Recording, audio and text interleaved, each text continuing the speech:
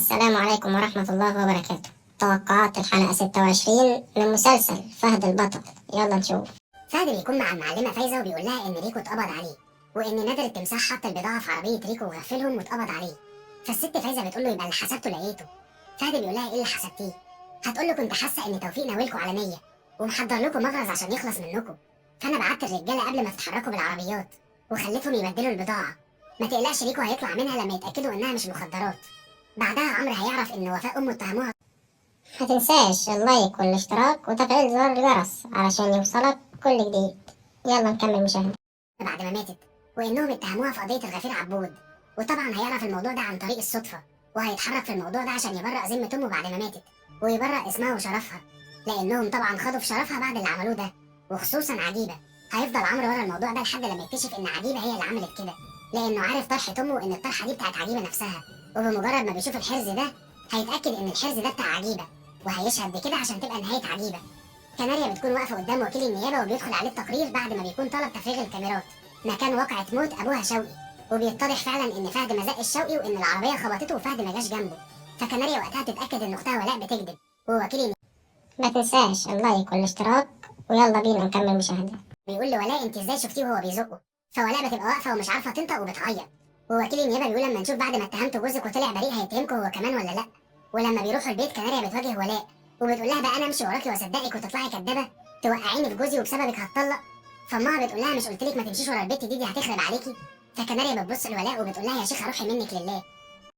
ما تنساش اللايك والاشتراك وتفعيل زر الجرس علشان يوصلك كل جديد. يلا بينا نكمل مشاهدة. ده غلاب هيواجه عجيبه لانه حاسس ان وفاء ما عملتش حاجه، والمفروض انه بيكون عارف ان الطرحه دي مش بتاعه وفاء، لان مش معقول تكون الطرحه عندهم هما الاثنين وهو عايش معاهم بقاله سنين.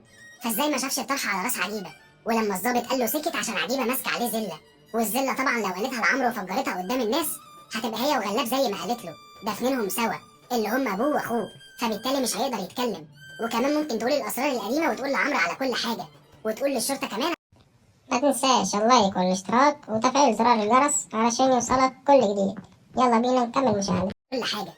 كناريا بتروح لفهد وبترفع عينيها فيه وبتقول له حقك عليا، البت ولاء هي اللي عملت كل ده وكانت ماليه وداني بكل الكلام ده. ففهد بيقول لها وانت تروحي مصدقاها وصدقتي ان ممكن اقتل ابوكي، صدقتي حته عيله، وكمان بتخرجي من بيتي من غير اذني وبتروحي للتمساح.